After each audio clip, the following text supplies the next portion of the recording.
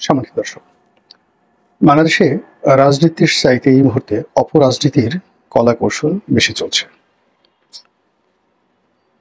দৃশ্যমান যে পৃথিবী রয়েছে, দিবালোকে, প্রকাশ্য দিবালোকে যা কিছু হচ্ছে, তার চাইতে রাতের আধারের যে কর্মকাণ্ড, এগুলো এই সমাজে এখন বেশি হচ্ছে। যেগুলোকে আমরা সংস্কৃতি বলি, সেই সংস্কৃতির পরিবর্তে অপসংস্কৃতি এখন মারাত্মকভাবে একেবারে বিস্তার লাভ করেছে সমাজের সর্বস্তরে। আর অশ্লীলতা, অশ্রাব্যতা, এগুলো রীতিমতো ভাইরাস আকারে ছড়িয়ে পড়েছে। আপনারা যারা সামাজিক মাধ্যমে একটু ঢু মারেন, তারা দেখবেন যে নারী পুরুষের স্বাভাবিক সম্পর্ক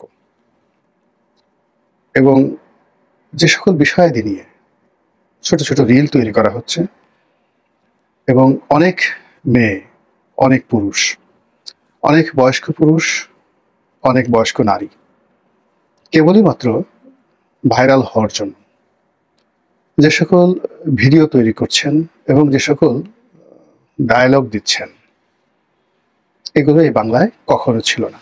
ফলে একটা সমাজ প্রতারণার কবলে পড়েছে, একটি সমাজ প্রতিহিংসা ক্রমশ মাথা চাড়া দিচ্ছে এবং একটা ভয়াবহ, যাকে বলা হয় চক্রান্তের জালে পুরো দেশ এবং জাতি আমরা ঢুকে পড়েছি।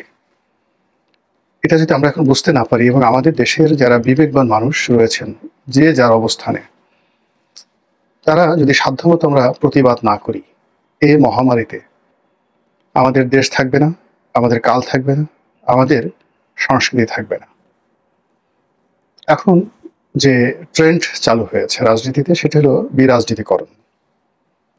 আওয়ামী লীগের মতো একটি রাজনৈতিক দল শেষ হয়ে গেছে এবং তারা নিজেদের কুকর্ম, দেশি বিদেশি চক্রান্ত এবং নানা কারণে তারা যেভাবে রাজনীতি থেকে উচ্ছেদ হয়েছে, কবে যে তারা ফিরে আসবে এবং ফিরে আসলে তারা আদৌ রাজনীতি করবে না অপরাজনীতি করবে, তারা রাজনীতি করবে না প্রতিহিংসা চরিতার্থ করবে, তারা রাজনীতি করবে নাকি তাদের যে অতীত দুর্নীতি, সেই দুর্নীতির মহোৎসব তারা শুরু করবে, এগুলো নিয়ে এখনই বলা যাচ্ছে না। কিন্তু আমরা যেটা রাজপথে যেটা দেখতে পাচ্ছি, সেটি হলো কিছু রাজনৈতিক দল, ছোট এবং বড়, যে যার মতো করে খিস্তি খেউর করছে, যে যার মতো দুর্নীতি করছে, আর প্রতিপক্ষের উপর সেই দুর্নীতির দায় চাপানোর চেষ্টা করছে। আর নিজেরা শত দুর্নীতি করা সত্ত্বেও তারা সাধু এবং সন্ন্যাসী, এরকম একটা ন্যারেটিভ তৈরি করার চেষ্টা করছে। যারা রাষ্ট্র ক্ষমতায় আছেন, তারা সবকিছুতে নির্বিকার। পৃথিবীতে যে দায়িত্ব রয়েছে, কর্তব্য রয়েছে, সততা রয়েছে, দেশপ্রেম রয়েছে, এই জিনিসগুলো যে কোথায় লেখা আছে এবং এই জিনিসগুলো যে আদৌ লেখাপড়া করা দরকার, এটা এখন যারা রাষ্ট্র চালাচ্ছেন তাদের আচার আচরণে, ভাব ভঙ্গিতে মনে হচ্ছে না। অবস্থা দৃষ্টি মনে হচ্ছে যে তারা সেই যে নিরো বাঁশি বাজাচ্ছিল যখন রোম পুড়ছিল, সর্বনাশের কালো ধোঁয়া যখন সারা বাংলাকে গ্রাস করেছে, পথ ঘাট মাঠ যখন সাধারণ মানুষের জন্য ভয়ঙ্কর হয়ে পড়েছে, প্রতিটি জীবন যখন ঘাতকের বুলেট, ডাকাতের অস্ত্র, সন্ত্রাসীদের আক্রমণের লক্ষ্যবস্তুতে পরিণত হচ্ছে, তখন এক শ্রেণীর মানুষ নাকের তেল দিয়ে বাংলাদেশকে চাঁদের দেশ বানানোর জন্য, বাংলাদেশকে মঙ্গল গ্রহ বানানোর জন্য বিশাল বিশাল সেই প্রকল্প নিয়ে তারা গবেষণা করছে। এবং এই গবেষণারই একটি অংশ হলো নির্বাচন নামক ছলচাতুরি। আমাদের দেশের এক শ্রেণীর মানুষ মনে করছে আগামীকাল যদি নির্বাচন হয় তাহলে সকল সমস্যার সমাধান হয়ে যাবে। কিন্তু গত 11 মাসে যে সর্বনাশ ঘটেছে সারা দেশের, সেই সর্বনাশের জন্য কারা দায়ী, সেই বিষয়ে নিরপেক্ষভাবে একজনও যারা দায়ী সেই অভিভাবকত্ব নিয়ে কথা বলেননি। হযরত উমর রাদিয়াল্লাহু তাআলা আনহু-এর সন্তান মদ্যপান করলেন, খলিফাতুল মুসলিমিন। তো তিনি তো একবারও এটা নিয়ে লজ্জা অনুভব করলেন না যে আমি এত বড় সাহাবা, মুসলিম বিশ্বের অধিকর্তা, আমার সন্তান মদ পান করেছে, আমার তো এখন বেঁচে থাকার কোনো অর্থ নেই।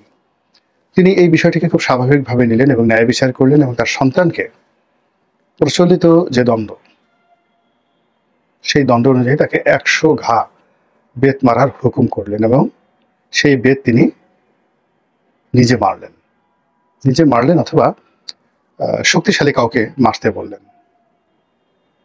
এখন 90 ঘা বেত মারার পরে সন্তান মারা গেল। খলিফাতুল মুসলিমিনের কাছে জিজ্ঞাসা করা হলো যে হুজুর এখন কি করব? তো বলল যে তাকে দাফন করো এবং তার কবরের উপরে বাকি 10 ঘা মেরে দাও। এই হলো মুসলমানদের ন্যায় বিচারের ইতিহাস। এখন অন্যায় শিবির করুক, জামাত করুক, বিএনপি করুক, জাতীয় পার্টি করুক, এনসিপি করুক, যতক্ষণ না পর্যন্ত যারা অন্যায় করেছে তাদের অভিভাবক তারা ন্যায় বিচার না করবেন এবং দায় দায়িত্ব স্বীকার করে তারা কঠোর না হবেন, ততক্ষণ পর্যন্ত এই বাংলার জমিন পাপ মুক্ত হবে না। কিন্তু সেই কাজ না করে আমরা যে যার অবস্থানে বসে প্রতারণা করে যাচ্ছি এবং এই প্রতারণা বাড়ছে, সঙ্গে অশ্লীলতা এবং তার সঙ্গে যাকে বলা হয় মুনাফিকি। এক পক্ষ নির্বাচন চাচ্ছে যেভাবে, আর এক পক্ষ এই নির্বাচন না দেওয়ার জন্য সলসা তৈরি করছে। আর এই নির্বাচন যেন গলার কাটা হয়, অপর একটি পক্ষ সেইভাবে খেলাধুলা করার চেষ্টা করছে। আপনারা সবাই জানেন যে বিএনপি এবং তার যারা সহযোগী সংগঠন রয়েছে, বন্ধু প্রতিম সংগঠন রয়েছে, তারা 2025 সনের ডিসেম্বর মাসের মধ্যে যে কোনো মূল্যে নির্বাচন অনুষ্ঠানের দাবি জানিয়ে আসছে এবং তাদের সেই দাবিকে অকার্যকর করার জন্য এবং তাদের মুখে কালিমা লেপনের জন্য এখন রাজপথে আবার সেই সান্ডা না অমুক, খাম্বা না অমুক, এ সকল অশ্লীল অশ্রাব্য সেই যে ভাষণ, স্লোগান, উত্তাল আবার রাজপথে সাধারণ ছাত্ররা নেমে এসেছে। এই যে যন্ত্রণা, এই যে বেদনা, এই বেদনা কিন্তু থামছে না। এর ফলে কি হচ্ছে, সামনের যে দিনগুলো অশ্লীল থেকে অশ্লীলতর হয়ে যাচ্ছে। এবং আপনারা জানেন যে নির্বাচন নিয়ে বর্তমান যিনি প্রধান উপদেষ্টা রয়েছেন, সেই প্রধান উপদেষ্টা আগামীতে কি কি পরিকল্পনা করছেন। তিনি এপ্রিল মাসে নির্বাচন, নাকি আগামী জুন মাসে নির্বাচন, অথবা নাকি ফেব্রুয়ারিতে নির্বাচন, এটা নিয়ে যে খেলাধুলা শুরু করেছেন, সেই খেলাধুলা কিন্তু থামেনি এখন পর্যন্ত। এবং সেই খেলাধুলাকে আরো জটিল করার জন্য, আরো কুটিল করার জন্য যে চক্রান্ত চলছে, সেই চক্রান্তকে আরো যাকে বলা হয় ফলপ্রসূ করার জন্য আমি আশঙ্কা করছি যে এপ্রিলে নয় 2026-এর, কিংবা ধরুন লন্ডন বৈঠক অনুযায়ী ডিসেম্বর মাস মানে ফেব্রুয়ারি মাসে নয়, কিংবা বিএনপির দাবি অনুযায়ী আগে যে দাবি তারেক রহমান সাহেব বলেছিলেন ডিসেম্বর মাসের মধ্যে নির্বাচন হতে হবে, সেটাও নয়। হঠাৎ করে যদি দেখা গেল 2025 সনের নভেম্বর মাসে নির্বাচন ঘোষণা করে দেয় এবং নির্বাচন ঘোষণা করার যে তফসিল সেইটি ঘোষণা করে রাজনৈতিক দলগুলোকে মাঠে নামার জন্য যদি সুযোগ করে দেয়া হয়, সারা বাংলাদেশের 15 দিনের মধ্যে খুনোখুনি, রাহাজানি, মারামারি, কাটাকাটি এমনভাবে শুরু হয়ে যাবে। অর্থাৎ যদি এই বছরের অক্টোবর মাসে শিডিউল ঘোষণা করা হয়, বা তারও আগে ধরুন জুলাই, আগস্ট, সেপ্টেম্বর মাসেই যদি শিডিউল ঘোষণা করে দেওয়া হয় বা তারিখ ঘোষণা করে দেওয়া হয় এবং প্রার্থীদেরকে মাঠে নামিয়ে দেওয়া হয়, পুরো 15 দিনের মধ্যে পুরো পরিবেশ এবং পরিস্থিতি সবকিছুর নিয়ন্ত্রণের বাইরে চলে যাবে।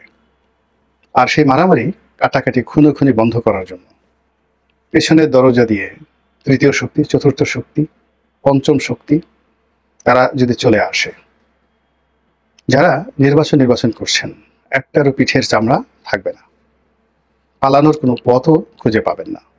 আর ঠিক সেই সময় যারা পিছনের দরজা দিয়ে আসবেন, তারা যে অট্টহাসি দিবেন, সেই অট্টহাসিতে আগামী 2-4 বছরে নির্বাচনের নাম নেওয়ার মতো বাংলাদেশে কোনো লোক থাকবে না। মহান আল্লাহ আমাদের সবাইকে হেদায়েত দান করুন এবং হেফাজত করুন। আসসালামু আলাইকুম ওয়া রাহমাতুল্লাহি ওয়া বারাকাতুহু।